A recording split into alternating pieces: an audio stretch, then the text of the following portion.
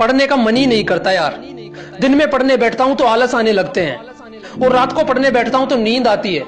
कई बार कोशिश की थी मैंने सुबह उठकर पढ़ने की, लेकिन सुबह की नींदें 3-4 अलार्म बजने के बाद भी नहीं खुलती। इतनी सुबह उठ के मुझसे नहीं पढ़ा जाता यार।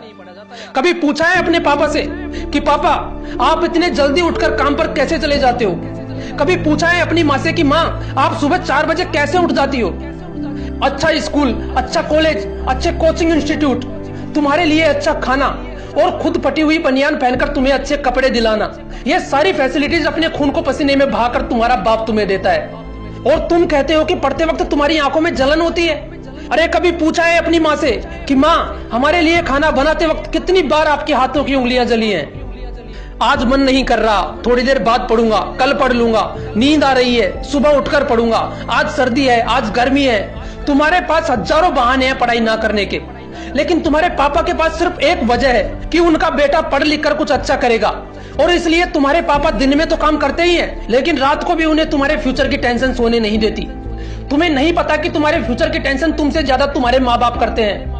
जब तुम कोचिंग के लिए अपने पापा से फीस मांगते हो ना, तो तुम्हारे पापा अपने बटुए से पैसे निकाल कर नहीं देते, वो उस बटुए से खुद के सपने निकाल कर तुम्हारे हाथ में रख देते हैं, क्योंकि वो अपने सपनों का गला घोटकर भी तुम्हारे सपने पूरे करना चाहते हैं। अगली बार जब तुम्हारे पापा अपनी जेब से फीस निकाल कर देना, तो उनसे पूछना कि पापा आपके पास खर्चे के लिए पैसे बचे हैं या नहीं। उनसे पूछना कि पापा आपको मुझसे क्या क्या उम्मीदें हैं। जब तुम रात को अपनी किताब के 2 पेज पलटकर सोते रहते हो, तब तुम्हारे पापा अपने खाली बटुए को देखकर ये सोचते रहते हैं कि अगली बार तुम्हारी फीस के लिए पैसे कहां से आएंगे। तुम अपनी किताबों को सामने रखकर ख्यालों की दुनिया में खोए रहते हो, और तुम्हारे माँ बाप तुम्हारे फ्यूचर की टेंशन में रहते हैं। तुम्हारे माँ बाप ने तुम्हें पढ़ने के लिए एक अलग रूम दे रखा होगा, ये सोचकर कि बेटा अच्छी पढ़ाई करेगा, लेकिन उनको क्या पता कि बेटा तो मोबाइल की केस स्टडी में व्यस्त है। उनको क्या पता कि जिस बेटे के फ्यूचर की वो चिंता कर रहे हैं, वो बेटा फेसबुक, व्हाट्सएप, टिकटॉक और पबजी के चक्कर में पढ़ना भूल चुका है। यार कभी किताब उठाते वक्त तुम्हें अपने माँ बाप का ख्याल आया है? कभी ये सोचकर रोना आया है तुम्हें कि पापा कुछ भी हो जाए मैं आपके सपने जरूर पूरे करूंगा, मैं आपको वो लग्जरी लाइफ दूंगा जो बहुत कम लोग अपने माँ बाप को दे पाते हैं। यार अगली बार जब कोई बोर्ड एग्जाम का रिजल्ट आए और उस अखबार के फ्रंट पेज पर किसी टॉपर का फोटो छपे, तो उस अखबार को अपने माँ बाप को दिखाना और उनकी आंखों में देखना, तुम अच्छे से पढ़ पाओगे उनके दिमाग को, जिसमें लिखा होगा कि काश इस जगह पर मेरे बेटे का फोटो होता।